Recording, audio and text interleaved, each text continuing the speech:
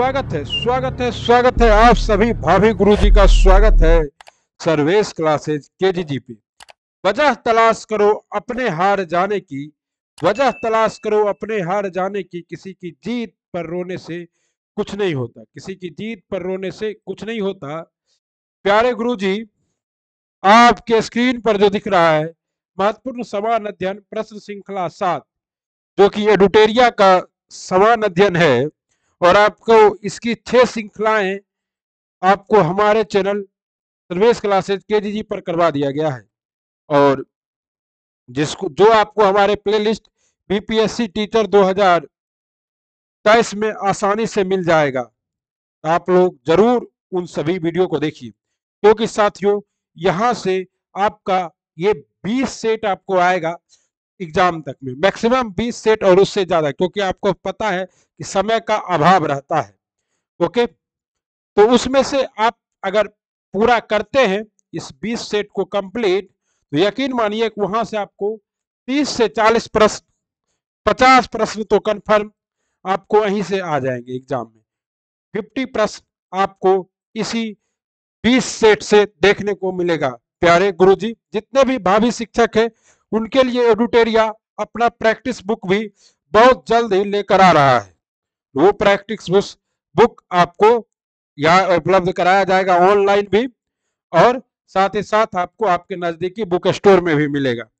बस हम लोग इंतजार कर रहे हैं फॉर्म निकलने का, ताकि क्या हो जब फॉर्म आ जाए, क्योंकि पहले सारे सेंटर ने क्या किया, 150 वाला बुक को छापा, अब बीपीएससी ने क्या किया, घटा के 120 कर दिया। एक बार जब नोटिफिकेशन आउट हो जाएगा और फॉर्म भरा जाएगा, तो फिर बीपीएससी कोई चेंज नहीं कर सकता है। और ऐसे स्थिति में आपके लिए जो पुस्तक दी जाएगी वो पुस्तक प्रमाणिक होगी। और आपको पता है कि बिहार का कोई भी एग्जाम हो, बिहार का कोई भी एग्जाम हो, एडुटेरिया तो हर बच्चा पढ़ता ही है। आप लोगों का प्यार है कि आप लोग एडुटेरिया से इतना मोहब्बत करते हैं, और परिश्रम करने की उम्र में यदि आराम करोगे तो आराम करने की उम्र में परिश्रम करना पड़ेगा। तो मोस्ट इंपॉर्टेंट क्लास है, और ये क्लास इसलिए इंपॉर्टेंट है क्योंकि यहाँ से आपको 2 प्रश्न तो जरूर एग्जाम में आएंगे। मैं कुछ बनने नहीं कुछ करने में विश्वास करता हूं, तो आइए करना स्टार्ट करते हैं साथियों। आज का पहला प्रश्न आपके स्क्रीन पर है, भारतीय दलहन शोध संस्थान कहाँ स्थित है? बताइए, क्या ऐसे प्रश्न एग्जाम में नहीं आएंगे? भारतीय दलहन शोध संस्थान कहाँ स्थित है? आपका ऑप्शन है नई दिल्ली, भोपाल, कानपुर, मेरठ। तो सही जवाब क्या होगा साथियों?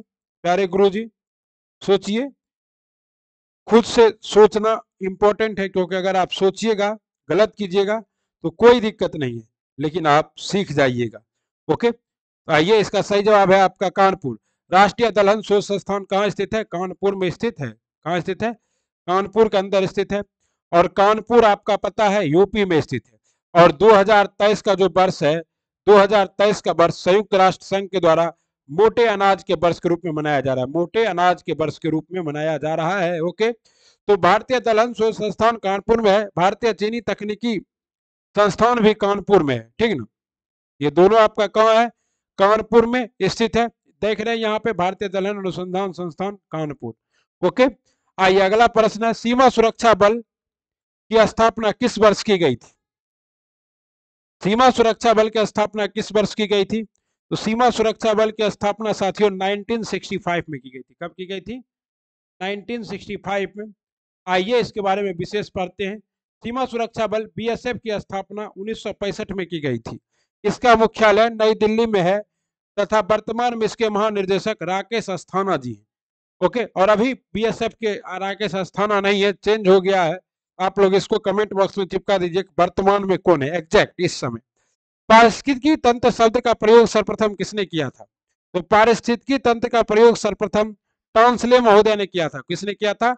टॉन्सले महोदय ने किया था।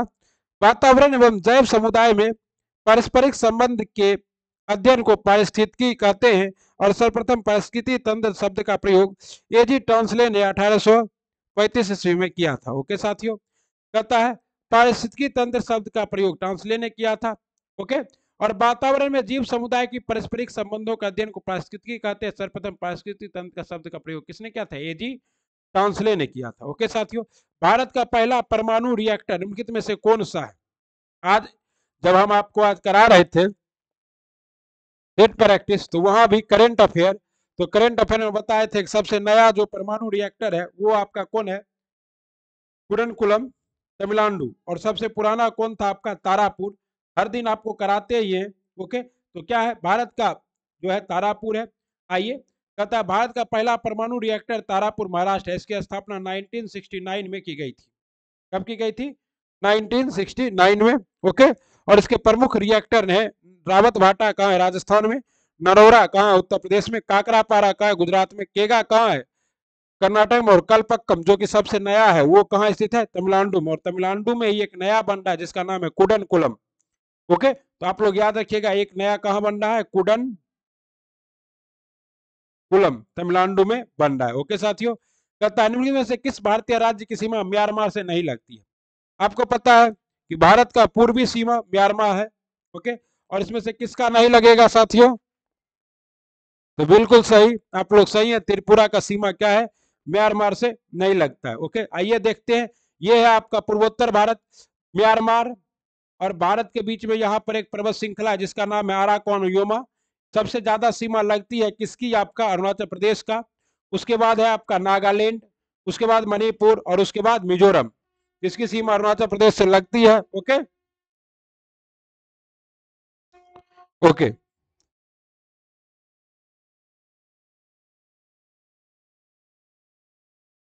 और फिर आपका क्या है? त्रिपुरा जो है तीन ओर से किससे घिरा हुआ है? तो तीन ओर से बांग्लादेश से घिरा हुआ राज्य त्रिपुरा है। त्रिपुरा में भी मानिक सौ क्या है? मुख्यमंत्री हैं। ओके, और म्यांमार की सीमा चार राज्यों से लगती है। और आपको पता है पीछे जब भारत का भूगोल करा रहे थे तो उसमें यह भी बताए थे कि यहाँ पर एक पर्वत श्रृंखला है जिसका नाम पटकाई बूम भी है। और इसका नाम क्या है? Arakan, Arakan Yoma. ओके, तो ये सब आप लोग को पता होना चाहिए क्योंकि ये सब आपको करा दिया गया है। ओके, आगे आइए। गॉडविन ऑस्टिन पर्वत श्रृंखला शिखर किस पर्वत श्रेणी में स्थित है? गॉडविन ऑस्टिन जिसको K2 कहते हैं, ये कहाँ स्थित है? ये आपका काराकोरम श्रेणी में स्थित है। कहाँ स्थित है? काराकोरम श्रेणी में स्थित है। ओके, आइए। गॉडविन ऑस्टिन पर्वत श्रृंखला शिखर भारत में K2 में स्थित है। गॉडविन ऑस्टिन आपको पता है, यहाँ है आपका काराकोरम, फिर है लद्दाख, फिर है जास्कर, फिर है आपका बृहद हिमालय, फिर है आपका क्या चाहिए? लघु हिमालय, और फिर आपका है शिवालिक। ओके, इस तरह से क्या है? ये हिमालय के क्षैतिज विभाजन है। गॉडविन ऑस्टिन हिमालय की सबसे ऊंची चोटी है। यह वर्तमान में कहाँ स्थित है? यह वर्तमान में पाक अधिकृत कश्मीर पीओके में स्थित है। ओके, और यह काराकोरम पर्वत श्रेणी में स्थित। इसकी ऊंचाई 8,611 मीटर है। इनमें से किस नदी का प्रवाह केवल भारत में है? बताइए। ब्यास, रावी, झेलम, चिनाव सभी किसकी सहायक नदियां हैं? तो सभी सिंधु की सहायक नदियां हैं। और इसमें से कौन सा ऐसा नदी है सिर्फ जो भारत में बहता है? तो ब्यास कुंड से निकलने वाली नदी है, उसका नाम है आपका क्या चीज? ब्यास नदी। ब्यास नदी सिर्फ भारत में ही बहती है। ओके, ब्यास कुंड से निकलती है, देख लीजिए। ब्यास नदी का प्रवाह केवल भारत में या रोहतंग दर्रे के पास ब्यास कुंड से निकलती है। तो रोहतंग दर्रे से भी एक नदी निकलती है, उस नदी का नाम क्या है? उस नदी का नाम है आपका रावी नदी। ओके, रोहतंग दर्रे के पास से निकलने वाली नदी क्या है? आपकी रावी नदी है। ओके, ठीक है साथियों। और कहता है यह हरिके नामक स्थान पर सतलज में मिलती है जहां हरिके बैराज का निर्माण किया गया है। वहीं से भारत की सबसे लंबी नहर इंदिरा गांधी नहर भी निकाली गई है। हरिके बैराज सतलज और ब्यास के संगम से बनाया गया है, ठीक ना। और यहीं से गंगा नहर निकाला गया है। ओके, और रोहतांग दर्रे से भारत में कौन सी नदी प्रवेश करती है? रावी। ओके, चिनाब और झेलम नदियां कहाँ बहती है? जम्मू एंड कश्मीर में बहती है। ओके, ताबा किस नदी की सहायक नदी है? ताबा, शेर, दूधी, ये सब किसकी सहायक नदियां हैं? तो नर्मदा की। किसकी सहायक नदियां? नर्मदा की सहायक नदियां हैं ताबा। ओके, आइए। ताबा, ताबा, बंजर, शेर एवं ओरसांग नर्मदा की प्रमुख सहायक नदियां हैं। नर्मदा नदी की लंबाई 1312 किलोमीटर है। मध्य प्रदेश राज्य में इसके विशाल योगदान के कारण इसे मध्य प्रदेश की जीवन रेखा कहा जाता है। और मैकाल पर्वत के नर्मदा की उत्पत्ति कहां से होती है? मैकाल पर्वत से होती है, अमरकंटक से, शिखल से यह नदी खंबात की खाड़ी में गिरती है और क्या बनाती है, ज्वार नदमुख बनाती है साथियों। और साथ ही साथ चंबल क्या बनाती है, तो चंबल जो है आपका कीप नुमा आकृति बनाती है, द्रोणिकाएं बनाती है, चंबल का बीहर का निर्माण करती है। ताप्ती नदी बैतूल पहाड़ी से निकलती है और ये भी कैसी नदी है, तो भ्रंश घाटी से बहने वाली नदी है, भ्रंश घाटी से बहने वाली नदी है नर्मदा और ताप्ती। ओके, दोनों कहां गिरते हैं, खरमात की खाड़ी में। महानदी का उद्गम भी लगभग अमरकंटक की पहाड़ी से ही होता है, लेकिन महानदी पूरब की ओर बहती है। और चंबल किसकी सहायक नदी है, तो चंबल यमुना की सहायक नदी है, यमुना। ओके, तथा उत्तर पूर्वी मानसून से सबसे अधिक वर्षा किस राज्य में होती है। देखिए, उत्तर पूर्वी मानसून को ही लौटती हुई मानसून कहते हैं। और मानसून कब लौटता है, आपको पता होगा प्यारे गुरुजी, भाभी गुरुजी, तो मानसून लौटता है कब, नवंबर दिसंबर में। सबसे ज्यादा वर्षा कहाँ होती है, चेन्नई तट पे यानी कि तमिलनाडु में। ओके, उत्तर पूर्वी जब जाता है मानसून, अभी जून में जो मानसून आएगा वो होगा दक्षिण पश्चिम मानसून। और जब ये लौट रहा है तो ये आपका क्या है, उत्तर पूर्वी मानसून है। इससे सर्वाधिक वर्षा कहाँ होती है, तमिलनाडु में होती है। ओके साथियों,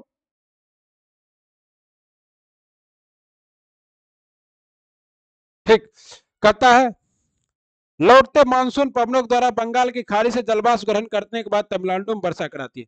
मेटूर परियोजना किस नदी पर स्थित है।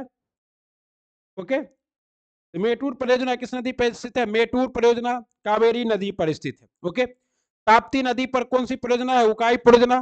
टोन्स किसकी सहायक नदी है, तो टोन्स यमुना की सहायक नदी है।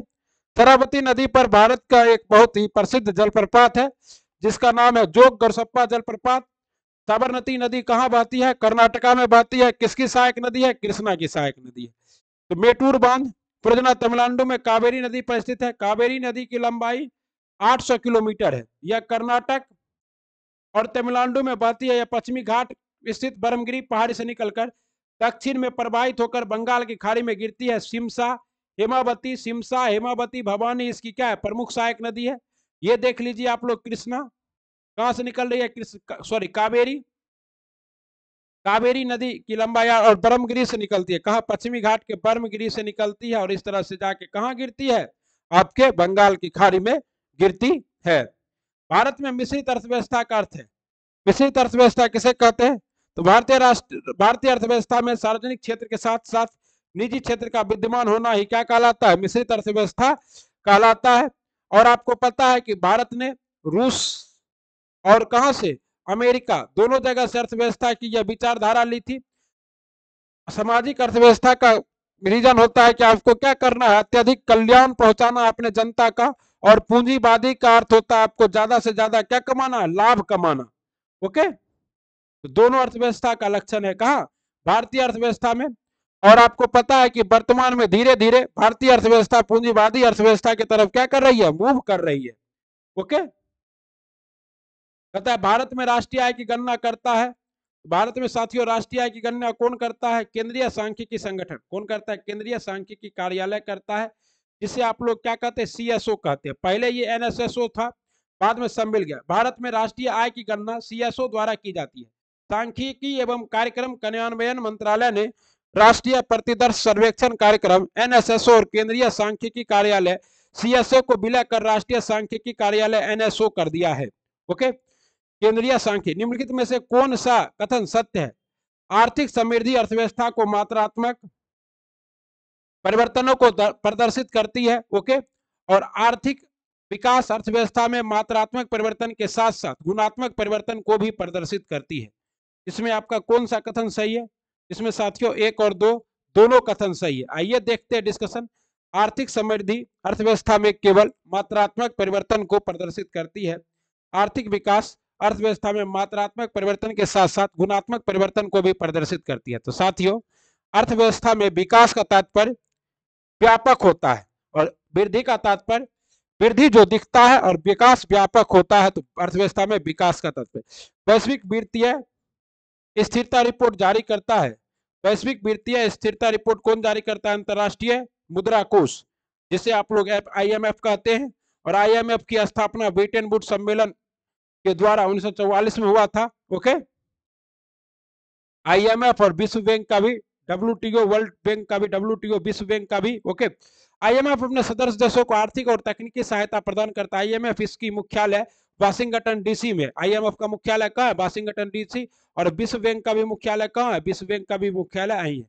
विश्व बैंक क्या करता है? दीर्घकालीन ऋण देता है और संरचनाओं के विकास के लिए ऋण देता है, लेकिन IMF अल्पकालीन ऋण देता है और विकास के लिए ही देता है। कृष्ण क्रांति, ब्लैक रेवोल्यूशन किससे संबंधित है? कोयला उत्पादन से, पेट्रोलियम उत्पादन से, रासायनिक उर्वरक उत्पादन से, या ए या बी दोनों? कृष्ण क्रांति का संबंध है पेट्रोलियम उत्पादन से। किससे? पेट्रोलियम। ओके, आइए देखते हैं। सबसे पहले आपका है क्या चीज? देखिए यहाँ पे ऊपर में व्हाइट रेवोल्यूशन, मिल्क। और आपको पता है 1 जून को विश्व मिल्क दिवस और 26 नवंबर को राष्ट्रीय मिल्क दिवस मनाया जाता है। ओके, उसके बाद क्या है? उसके बाद है रेड रेवोल्यूशन, टमाटर उत्पादन से और मीट उत्पादन से। सिल्वर रेवोल्यूशन जो है रजत क्रांति, अंडा उत्पादन संबंधित है। येलो क्रांति जो है ऑयल सीड, तिलहन उत्पादन से है। और ग्रीन रेवोल्यूशन जो है फूड ग्रेन, चावल, मक्का और धान के उत्पादन से है। ब्लैक रेवोल्यूशन पेट्रोलियम प्रोडक्ट से है। गोल्डन रेवोल्यूशन जो है हॉर्टिकल्चर से है, फ्रूट से है। और ब्लू रेवोल्यूशन जो है ये क्या है? फिशरीज से है। नीली, तो आइए, पीली क्रांति का संबंध दलहन उत्पादन से है। भूरी क्रांति का संबंध उर्वरक उत्पादन से है। लाल क्रांति का संबंध टमाटर और मांस उत्पादन से है। और श्वेत क्रांति का संबंध दुग्ध उत्पादन से है। तो सही जवाब आपका क्या है? पेट्रोलियम। जूकू घाटी किस राज्य में है? जूकू घाटी सुने? तुजू दर्रा आप लोग सुने होंगे। तो जूकू घाटी किस राज्य में? नागालैंड में। जूकू घाटी नागालैंड में है। यह घाटी जून एवं सितंबर माह में जो जंगली फूलों से ढकी रहती है। ओके, जूकू घाटी ये देख लीजिए आप लोग, नागालैंड। यहाँ पर है आपका क्या चीज? जूकू घाटी। तो याद रखिएगा साथियों, उम्र थका नहीं सकती, ठोकरे गिरा नहीं सकती, अगर जिद हो जीतने की तो हार भी हरा नहीं सकती। ओके, ताती पाका तेल परिशोधन किस राज्य में है? ताती पाका तेल परिशोधन किस राज्य में है साथियों? ये ताती पाका तेल परिशोधन केंद्र आंध्र प्रदेश में है। भारत का सबसे बड़ा तेल परिशोधन केंद्र कहाँ है? यूपी के मथुरा में है। और बिहार का सबसे बड़ा तेल परिशोधन केंद्र कहाँ है? तो बरौनी में। बरौनी रिफाइनरी आप लोग जानते होंगे, नाम सुने होंगे, बिहार वासी जितने भी हैं, बेगूसराय जिला में। ओके, और सिमरिया घाट तो अभी चर्चा में है। ताती पाका तेल परियोजना परिशोधन किस राज्य में है? तो आंध्र प्रदेश में। ओके, बोगई गांव तेल परिशोधन असम में। नमालीगढ़ तेल परिशोधन असम में। कोयली तेल परिशोधन गुजरात में। और जामनगर तेल परिशोधन कहाँ? गुजरात में स्थित है। ये भारत का मैप है। इसमें आपको देखिए एक बिहार का तेल परिशोधन दिख रहा है, इसे क्या है? बरौनी है। ओके, और सबसे बड़ा जो भारत का तेल परिशोधन केंद्र है वो यहाँ है, जिसका नाम है मथुरा। ओके, और आप लोग अगर देखना चाहते हैं तो और दिखा देते हैं। आइए, और देखिए यहाँ पर एक है आपका कोची में तेल परिशोधन केंद्र। यहाँ पर है तोकी पाका आंध्र प्रदेश में। विशाखापट्टनम में भी है तेल परिशोधन केंद्र। उसके बाद पाराद्वीप में भी है तेल परिशोधन केंद्र। उसके बाद हल्दिया में भी है तेल परिशोधन केंद्र। उसके बाद यह देखिए बगवन गांव में है, गुवाहाटी में है। उसके बाद नलीगढ़ में है। उसके बाद धोबरी में है। ओके, और उसके बाद यहाँ देखिए जामनगर में है। उसके बाद क्या है? जामनगर में है, कोयली में है, मुंबई में है। उसके बाद क्या है? मंगलुरु में है। ओके, और उसके बाद बाड़मेर में भी है। ओके साथियों, और कहा है आपका? वीना में भी है। तो सभी करा दिए। पानीपत में भी है, बठिंडा में भी है। ओके, तो ये सभी आप लोग दिखा दिए। ओके, चले नीचे। राज्यसभा में निर्वाचित प्रतिनिधियों की अधिकतम संख्या कितनी हो सकती है? राज्यसभा में निर्वाचित प्रतिनिधियों की अधिकतम संख्या 238 हो सकती है। और मनोनीत सदस्यों की संख्या कितनी होती है? तो राष्ट्रपति कितने सदस्यों को? 12 सदस्यों को मनोनीत करता है।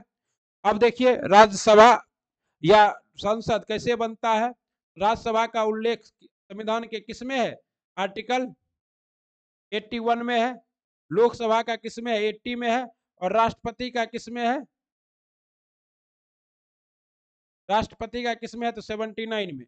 और तीनों के मिलने से क्या बनता है साथियों? आपका संसद बनता है। राज्यसभा को क्या कहते हैं? ऊपरी सदन कहते हैं।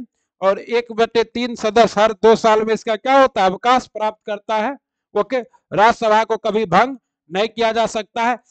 12 मनोनीत सदस्य होते हैं जिसे राष्ट्रपति मनोनीत। वर्तमान में राज्यसभा में कुल 245 सदस्य हैं, जिसमें 233 निर्वाचित एवं 12 क्या है मनोनीत हैं। अभी नया सेंट्रल विस्टा प्रोजेक्ट के तहत नया संसद भवन बनाया गया है, उसके बारे में भी आपको करंट अफेयर में पूरा डिटेल से करा दिया गया है। अगर आपने उन सभी वीडियो को नहीं देखा है तो जरूर देखिए, लिंक आपको डिस्क्रिप्शन में मिलेगा। यदि कोई विधेयक लोकसभा में के चुनाव में जीतता है तो कितने दिनों की अवधि के अंदर उसे अपनी विधानसभा की सीट रिक्त करनी होगी, अन्यथा उसे लोकसभा की सीट समाप्त हो जाएगी। अब कोई विधायक है, लोकसभा में जीत गया, तो कितना दिन में उसको त्याग पत्र देना है, तो उसको 14 दिन के अंदर त्याग पत्र देना है। अगर त्याग पत्र नहीं देता है तो लोकसभा की सीट ही समाप्त हो जाएगी। ओके, यदि कोई विधायक लोकसभा के चुनाव में जीतता है तो कितने दिनों के भीतर, तो 14 दिनों के भीतर अवधि के दौरान विधानसभा की सीट रिक्त करनी होगी, अन्यथा उसकी लोकसभा की सदस्यता रद्द हो जाएगी। ओके साथियों, लोकसभा के संदर्भ में कौन सा कथन सही है? सरकार के विरुद्ध अविश्वास प्रस्ताव लाने की शक्ति केवल लोकसभा को है, सही है। कहता है अनुदान की मांग पर मतदान केवल लोकसभा में होता है, सही है। कहता है लोकसभा में धन विधेयक पहले लोकसभा में प्रस्तुत किया जाता है आर्टिकल 110 के तहत, सही है। कहता है लोकसभा की अधिकतम सदस्य संख्या 555 होती है, गलत है। लोकसभा की अधिकतम सदस्य संख्या अभी कितनी है? अभी है मात्र 545। कितनी है? 545। ओके, देख लीजिए, लोकसभा बता दिया आर्टिकल किसमें है, 780 में। लोकसभा की अधिकतम सदस्य संख्या 552 होती है, जिसमें से 530 राज्यों के और 20 संघ शासित क्षेत्रों से आते हैं। इसमें 2 एंग्लो इंडियन का प्रावधान 105वां संविधान संशोधन के द्वारा 2020 से समाप्त कर दिया गया है। वर्तमान में 545 सदस्य है, जिसमें 330 राज्यों से और 13 संघ शासित क्षेत्रों से और 2 एंग्लो इंडियन का प्रावधान समाप्त। निम्न से कौन संघ की कार्यपालिका में शामिल होते हैं? आइए, संघ की कार्यपालिका में कौन शामिल होते हैं साथियों? तो राष्ट्रपति शामिल होते, उपराष्ट्रपति शामिल होते, प्रधानमंत्री शामिल होते हैं और नियंत्रक एवं महालेखा परिषद शामिल नहीं होते हैं। ओके, ये सभी आपके क्या है, शामिल होते हैं भारत के संघ की कार्यपालिका में। कौन कौन? राष्ट्रपति, उपराष्ट्रपति, प्रधानमंत्री और महान्यायवादी। ओके, संघ की कार्यपालिका में राष्ट्रपति, प्राइम मिनिस्टर, वाइस प्रेसिडेंट और अटॉर्नी जनरल सभी क्या होते हैं, शामिल होते हैं।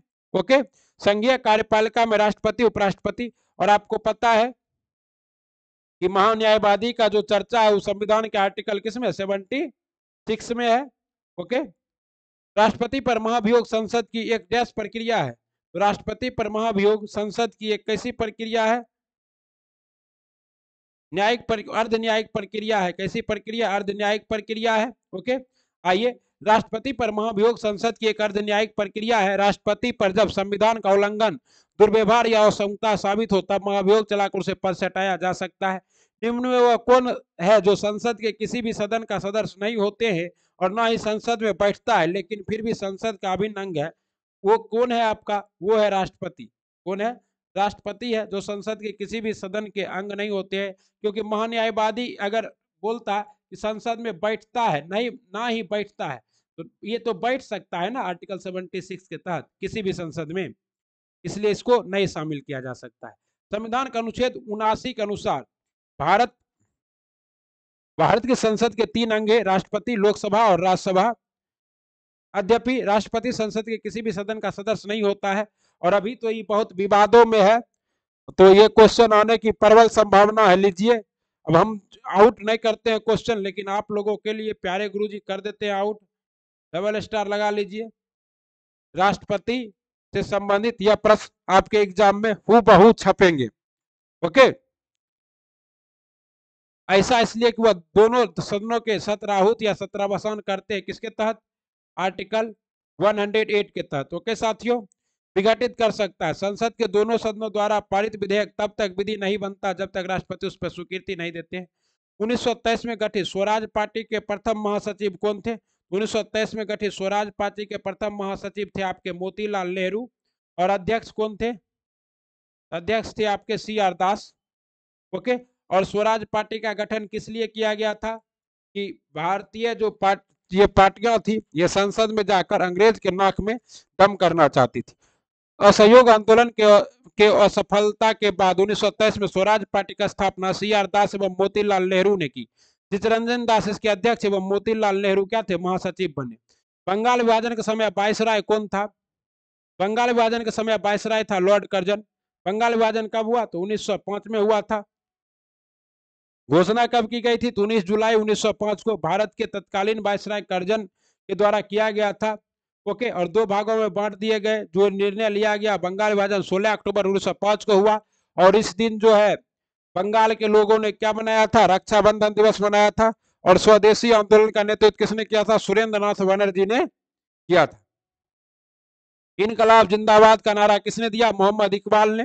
आपको पता है कि दिल्ली यूनिवर्सिटी के पुस्तक में से मोहम्मद इकबाल की चैप्टर को हटा दिया गया है, क्योंकि इसे पाकिस्तान में किसका दर्जा प्राप्त है? राष्ट्र कवि का दर्जा प्राप्त है। किसे? मोहम्मद इकबाल को। आप लोग, सारे जहां से अच्छा अभी कौन गाया था? मोहम्मद इकबाल।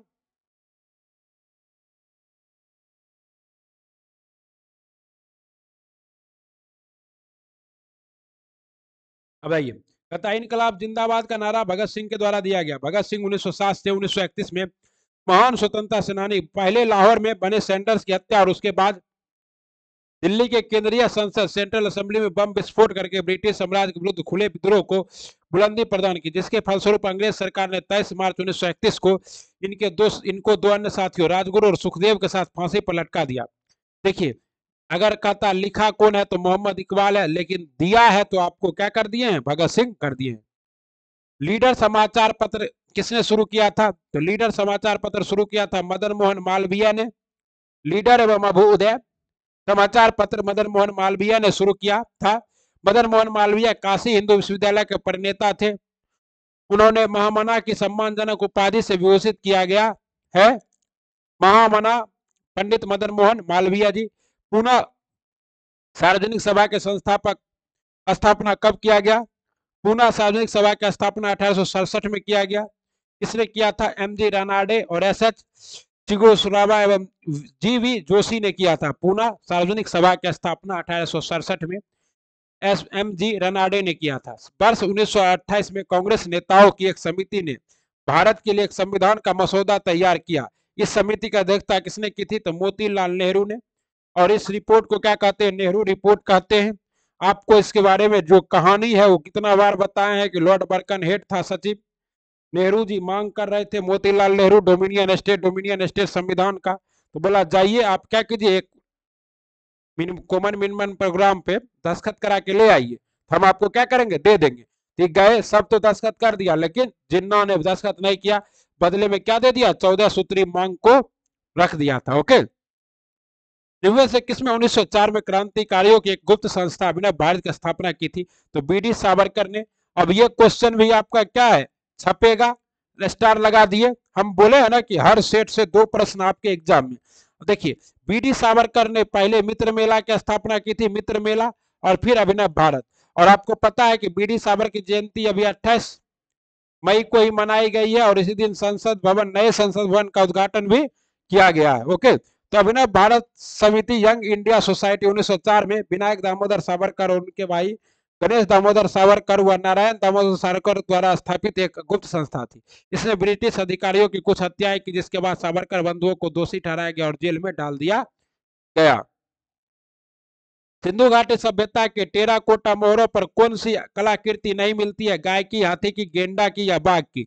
देखिए, सिंधु घाटी सभ्यता में गाय की कहीं पर कोई कलाकृति की भेंट नहीं होती है। ये देखिए, वृषभ वाले सांड है, सांड है तो गाय होगा ही, लेकिन गाय का मतलब वैदिक काल से प्रारंभ होता है। ओके, बौद्ध धर्म एवं जैन धर्म में किस विषय की समानता नहीं है? तो बौद्ध धर्म और जैन धर्म में किसकी समानता नहीं है? आत्मा की समानता नहीं है।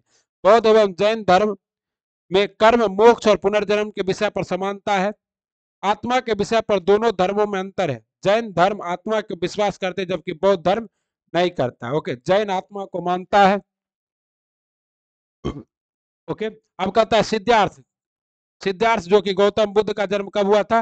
563 बीसी में हुआ था, और मृत्यु 480 बीसी में। बौद्धिज्म की स्थापना इसने की थी, और ये इनका 599 बीसी में हुआ था, और 527 बीसी में इनकी मृत्यु हुई थी। जब इन दोनों की मृत्यु हो रही थी उस समय मगध का साम्राज्य कौन था? अजात शत्रु था। ओके, मनुष्य ने सबसे पहले किस धातु का इस्तेमाल औजार बनाने के लिए किया? तो मनुष्य ने सबसे पहले कांसे का इस्तेमाल किया था। किसका? सॉरी, कांस्य युगीन सभ्यता तो सिंधु घाटी सभ्यता थी। मनुष्य ने सबसे पहले तांबे का प्रयोग किया था। तांबे का प्रयोग औजार निर्माण हेतु सर्वप्रथम किया गया। लगभग 5000 बीसी में तांबे का प्रयोग किया गया। साथियों, प्यारे गुरुजी, भावी शिक्षक, अगर आप शिक्षक बनना चाहते हैं और अगर आप चाहते हैं कि रोज आपको ऐसे कुछ दमदार प्रश्न जानने को मिले जो कि एग्जाम में हूबहू छपने वाले हैं, और जब एग्जाम में छपेंगे तो जो बच्चे, जो हमारे प्यारे गुरुजी इस क्लास को करके जाएंगे, वो क्या करेंगे, एग्जाम के खोपड़ी में छेद कर देंगे। तो ऐसे प्रश्न को डेली देखने के लिए चैनल को सब्सक्राइब करना बिल्कुल मत भूलिएगा और बेल आइकन को प्रेस कर लीजिएगा। ऋग्वेद में हिरण्य शब्द का प्रयोग किस धातु के लिए किया गया था? ऋग्वेद में हिरण्य शब्द का प्रयोग सोने के लिए किया गया है। ओके। और सिंधु नदी के लिए हिरण्य शब्द का प्रयोग हुआ है क्योंकि सिंधु नदी सोना प्राप्त किया जाता है। निम्नलिखित में से किसे जहांगीर ने इंग्लिश खां की उपाधि दी थी? तो जहांगीर ने सर टॉमस रो या हॉकिंग्स, किसे? हॉकिंग्स को। जहांगीर ने हॉकिंग्स को किस क्या किया था? इंग्लिश खां की उपाधि दी थी। विलियम हॉकिंस 1660 से 11 जहांगीर के दरबार में जेम्स प्रथम का प्रथम राजदूत बनकर आया। उसे जहांगीर ने 400 का मनसब और इंग्लिश खां की उपाधि दी। किसे? हॉकिंस को। निम्नलिखित कथनों पर विचार, सही कथनों का पहचान कीजिए। गुप्त शासक चंद्रगुप्त द्वितीय ने हुर्णों को पराजित किया। सही है। गुप्त शासक स्कंदगुप्त ने शकों को पराजित किया। यह भी सही है। तो क्या है? एक और दो, अच्छा दोनों उल्टा हो गया। गुप्त शासक चंद्रगुप्त द्वितीय ने शकों को पराजित किया। इसने शकों को पराजित किया और इसने हुर्णों को पराजित किया। ओके। और ये शकों को पराजित करने के बाद विक्रमादित्य की उपाधि लेते हैं और ये हुर्णों को पराजित करने के बाद, ठीक है, स्कंदगुप्त ने हुर्णों को पराजित किया और चंद्रगुप्त द्वितीय ने शकों को पराजित किया। तो दोनों गलत था आपका। भारतीय संविधान में संसद के दोनों सदनों की संयुक्त बैठक का प्रावधान किस देश के संविधान से लिया गया? संयुक्त बैठक का प्रावधान हम लोग कहां से लिए? ऑस्ट्रेलिया से। कहां से? ऑस्ट्रेलिया से। भारतीय संविधान में संयुक्त बैठक का प्रावधान ऑस्ट्रेलिया से लिया गया है। समवर्ती सूची भी कहां से लिया गया? ऑस्ट्रेलिया से। प्रस्तावना की भाषा भी कहां से लिया गया? ऑस्ट्रेलिया से। कनाडा से हमने क्या लिया? अवशिष्ट शक्तियां, राज्यपाल का पद कनाडा से। ब्रिटेन से संसदीय प्रणाली, एकल नागरिकता। और दक्षिण अफ्रीका से राज्यसभा के सदस्यों का निर्वाचन और संविधान संशोधन की प्रक्रिया। ओके। निकट दृष्टि दोष जिसे मायोपिया, आज ही फिजिक्स की एचडी क्लास अपलोड की गई है जिसमें आपको मायोपिया, हाइपरमेट्रोपिया सब डिटेल से बताया गया और बिंदुकता, जरा दृष्टि दोष सब। अगर आपने उस वीडियो को अभी तक नहीं देखा है तो देखिए। निकट दृष्टि दोष जिसे मायोपिया भी कहते हैं, इस दृष्टि दोष को दूर करने के लिए अवतल लेंस का प्रयोग किया जाता है। उसकी क्षमता होती है, अवतल लेंस की क्षमता क्या होती है साथियों? तो अवतल लेंस की क्षमता हमेशा ऋणात्मक होती है। इस तरह से आप लोग देख लीजिए क्या होता है। पहले ये बन जाता है, तो जब अब पहले बन जाता है मायोपिया, नॉर्मल विजन पहले ही बन जाया, किन निकट बन गया। और तब इसको यहाँ पर क्या लगाएंगे? इसे यहाँ पे ऐसे अवतल लेंस लगाएंगे तो फैल के फिर कहाँ जाएगा? यहाँ, और फिर यहाँ बनेगा और दिखेगा। ठीक। यदि आंख में किन्हीं कारणों से प्रतिबिंब दृष्टि पटल पर नहीं बनता है तो स्पष्ट देखने में बाधा आती है। इसी बाधा को दृष्टि दोष कहते हैं। निकट दृष्टि दोष में निकट के वस्तु तो साफ दिखाई देते हैं लेकिन दूर के वस्तु दिखाई नहीं देते हैं क्योंकि इसमें नेत्र गोलक की गोलाई क्या होती है? घट जाती है। ओके। उत्तल लेंस की क्षमता धनात्मक एवं अवतल लेंस की क्षमता ऋणात्मक होती है। लेंस की क्षमता का सही मात्रक क्या है? डायोप्टर है। क्या है? डायोप्टर। कहता निम्नलिखित में से किस युक्ति का प्रयोग दृष्ट धारा डीसी से प्रत्यावर्ती धारा एसी प्राप्त करने के लिए किया जाता है? तो डीसी से एसी प्राप्त करने के लिए किसका प्रयोग किया जाता है? इन्वर्टर का। ओके। प्रत्यावर्ती धारा ऐसी विद्युत धारा जिसमें अनिश्चित समय अंतराल के पश्चात विद्युत धारा प्रवाह की दिशा उत्क्रमित हो जाए, प्रत्यावर्ती धारा कहते हैं। दृष्ट धारा ऐसी विद्युत धारा जिसकी दिशा सदैव एक ही रहती है, दृष्ट धारा कहलाती है। एसी से डीसी धारा प्राप्त करने के लिए दृष्ट धारा का प्रयोग किया जाता है और डीसी से एसी प्राप्त करने के लिए इन्वर्टर का प्रयोग किया जाता है। निम्नलिखित में से किस राशि का प्रयोग कोई मात्रक नहीं है? तो प्रतिबल का कोई मात्रक नहीं है। प्रतिबल दो बार है, प्रतिबल का कोई मात्रक। आपेक्षिक घनत्व वस्तु का घनत्व बटे 4 डिग्री सेल्सियस पे जल के घनत्व को क्या कहते हैं? आपेक्षिक घनत्व कहते हैं। इसका भी कोई मात्रक नहीं है। विकृति वस्तु की लंबाई में हुआ परिवर्तन बटे वास्तविक लंबाई को क्या कहते हैं? विकृति। अतः इन दोनों का क्या है? कोई, तो प्रतिबल स्ट्रेस को विकृति भी कहते हैं। इन दोनों का कोई मात्रक नहीं है। किस उपग्रह की कक्षीय चाल किस पर निर्भर नहीं करता है? किसी उपग्रह की कक्षीय चाल उसके द्रव्यमान पर निर्भर नहीं करता है। कृत्रिम उपग्रह की कक्षीय चाल उसके द्रव्यमान पर निर्भर नहीं करता है। ओके, ट्रांसफार्मर एक प्रकार का उपकरण है जो क्या करता है, विद्युत पावर को क्या करता है, बढ़ाता है, वोल्टेज बढ़ाता है, वोल्टेज कम करता है, करंट और वोल्टेज को मापता है। तो वोल्टेज बढ़ाता है और क्या करता है, वोल्टेज को कम करता है। वोल्टेज बढ़ाने वाले को स्टेप अप ट्रांसफार्मर और घटाने वाले को स्टेप डाउन ट्रांसफार्मर कहते हैं। वे तत्व कौन से हैं जो कमरे के तापमान और मानक दाब पर तरल होते हैं? वे तत्व जो कमरे के तापमान पर क्या होते हैं और मानक दाब पर तरल होते हैं, वो तत्व आपका क्या है, पारा और ब्रोमीन। पारा क्या है, धातु है, और ब्रोमीन क्या है, आपका अधातु है। ओके, एकमात्र धातु जो द्रव अवस्था में पाया जाता है ब्रोमीन, और एकमात्र धातु जो द्रव अवस्था में पाया जाता है वो पारा। तो बी और सी दोनों। वे तत्व कौन से हैं जो कमरे के तापमान और मानक दाब पर तरल होते हैं? वो तत्व आपके कौन है? तो ये बी सी बता दिए। यहां देखिए आपका क्या है, Hg पारा, और यहाँ क्या है आपका ब्रोमीन। वायुमंडल में निम्नलिखित में से कौन सी गैस अम्लीय वर्षा के लिए मुख्य रूप से जिम्मेदार है? यह गैस कौन सी है आपका साथियों? ए और बी। सल्फर डाइऑक्साइड और नाइट्रोजन ऑक्साइड दोनों क्या है, अम्लीय वर्षा के लिए जिम्मेदार है। अम्लीय वर्षा में क्या होता है, तो वायुमंडल से पड़ने वाली वर्षा में जो वर्षा जल की पीएच मान है वो 5 के आसपास पहुंच जाती है, तो उसे क्या कहते हैं, अम्लीय वर्षा। ओके, बुलेट प्रूफ सामग्री बनाने के लिए निम्नलिखित पॉलीमर में से किसका उपयोग किया जाता है? तो बुलेट प्रूफ सामग्री बनाने के लिए हम लोग किसका उपयोग करते हैं, पॉलीएथिलीन का। किसका, पॉलीएथिलीन का। बुलेट प्रूफ सामग्री बनाने में पॉलीएथिलीन बहुलक का उपयोग किया जाता है क्योंकि यह सस्ता, लचीला, टिकाऊ और रासायनिक रूप से प्रतिरोधी होता है। खसरा निम्न में से किसके कारण होता है, खसरा की बीमारी? तो खसरा है वायरस की वजह से होता है, खसरा मेसल्स वायरस की वजह से इसमें क्या होता है, मेसल्स वायरस। इस तरह से छोटे छोटे दाना। खसरा विषाणु से होने वाली बीमारी है। विषाणु से होने वाले अन्य रोग हैं चिकनगुनिया, रूबेला, चेचक, एड्स, एबोला, कोविड-19। ओके,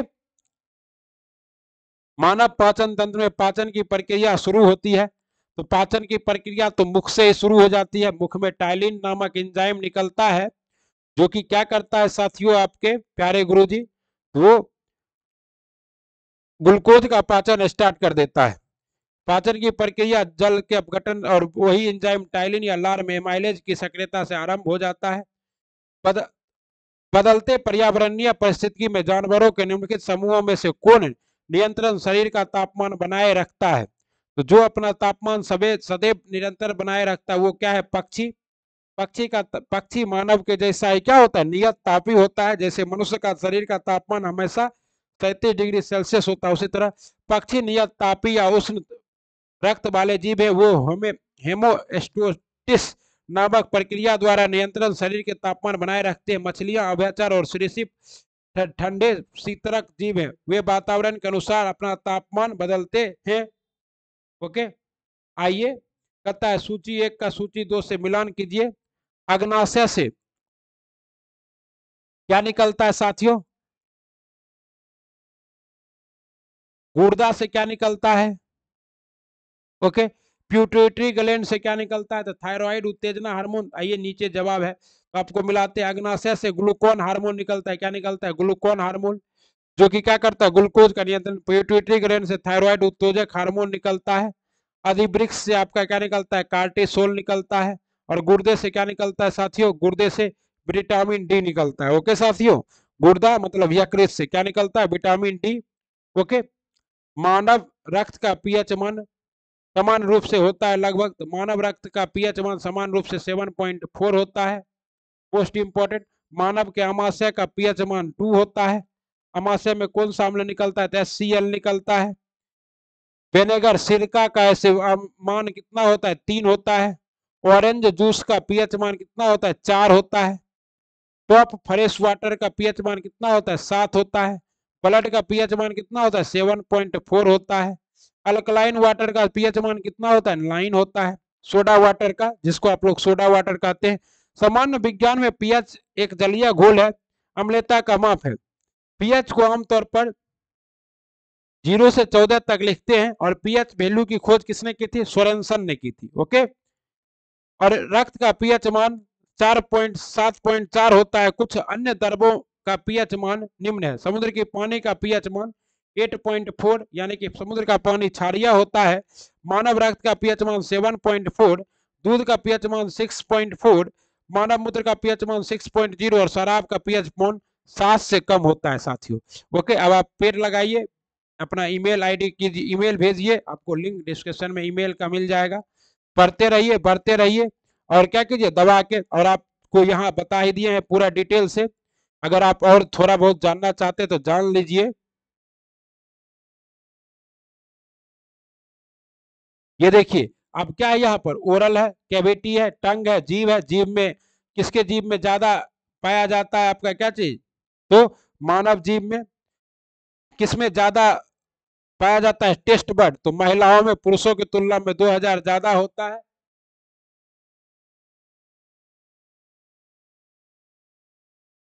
उसके बाद आपका क्या है, सेलेब्री ग्लैंड है, इसको कहते हैं ओसोफेगस। इसमें कर्माकुचन गति होता है, भोजन आमाशय में जाता है, 4 घंटे तक रहता है, फिर पाचन करके बाहर निकलता है, तो इसको क्या कहते हैं, काइम कहते हैं। काइम छोटी आंत में जाता है। छोटी आंत लंबाई में बड़ी है लेकिन रेडियस में छोटा है। छोटी आंत के 3 पार्ट होते हैं, ड्यूडेनम, जेलियम और इलियम। इलियम में भिलाई नुमा संरचना होता है जो खाना को अवशोषित करता है। यहाँ है आपका लीवर और ये है गोल ब्लैडर। लीवर के द्वारा निकला हुआ हेपेटिक डक्ट जो कि कहाँ, गोल ब्लैडर में जाकर खुलता है, तो गोल ब्लैडर में जमा रहता है। अगर आप समय पर क्या करते हैं, अगर समय पर आप भोजन नहीं करते तो गोल ब्लैडर में पत्थर हो जाता है, इसको काटना पड़ता है। ओके, ये है आपका नीचे में, यहाँ है आपका पेनक्रियाज। पेनक्रियाज क्या करता है साथियों, तो ये दोनों तरह की ग्रंथि है, बाह्यस्रावी ग्रंथि और अंतःस्रावी ग्रंथि है। यहाँ है स्पेलिन जिसे आरबीसी का कब्रगाह कहते हैं, ठीक ना। और लार्ज इंटेस्टाइन में भी 3 पार्ट होते हैं, ट्रांसवर्स कोलन, स्टैंडिंग कोलन और असेंडिंग कोलन। उसके बाद सीकम होता है। उसके बाद आपका क्या होता है, सिग्मोइडी कोलोन, उसके बाद रेक्टम। उसके बाद क्या होता है, अपेंडिक्स। बड़ी आंत के पास ही यहाँ अपेंडिक्स जुड़ी रहती है जो कि लगभग 2 मीटर की होती है। उसके बाद एनल कैनल होता है और उसके बाद एनस से क्या होता है, बचा हुआ भोजन बाहर निकल जाता है। तो आपको पूरा डिटेल में बता दिए हैं। अब आप बताइए कि आपको वीडियो कैसा लगा। और हाँ, आप लोग जितने भी भाई हमारे देखे, कमेंट करके हौसला अफजाई जरूर करें। हौसला अफजाई करना क्या है, अच्छी बात है। आप लोग हौसला अफजाई करें, दबा के करें और सारा। और अभी तक आपने अगर इन सभी क्लासों को नहीं देखा है तो जरूर देखिए, फिजिक्स की HD class light detail discussion के साथ। उसके बाद माई भाई की जय, आईपीएल का पूरा ऑपरेशन। एक प्रश्न आपको आईपीएल से आएगा ही आएगा, चाहे एग्जाम किसी का हो। और अगर आप अभी तक जुड़े हैं, इसको भी देखिए आप लोग, बीपीएससी शिक्षक भर्ती 2023 के लिए भारत का संपूर्ण भूगोल बीएससीबी क्लास 9 के बुक से। एग्जाम का फॉर्म भराने का डेट आपको पता है, 15/6/2023 से है और लास्ट डेट है 12/7 तक। सारा सर्टिफिकेट आप लोग बना लीजिए। करंट अफेयर की क्लास हर दिन दी जाती है। देहाती देवाल से आपको मॉडल टेस्ट भी कराया गया है। ओके, तो सब कुछ है, आप लोग सब वीडियो देखिए। और अगर आप अभी तक हमारे वीडियो को देख रहे हैं तो साथियों, प्यारे गुरुजी, आपका गुरुजी बनना तय है। Thanks for watching service classes KG ji. दुआओं में याद रखिएगा। Please like, subscribe and share. और अगर कोई समस्या हो, कोई सजेशन हो तो व्हाट्सएप पर आइए, टेलीग्राम पे आइए, इंस्टाग्राम पे आइए। ओके, मिलते हैं अगले वीडियो में। तब तक पढ़ते रहिए, बढ़ते रहिए। वंदे मातरम। जय हिंद, जय भारत। ओके, राधे राधे।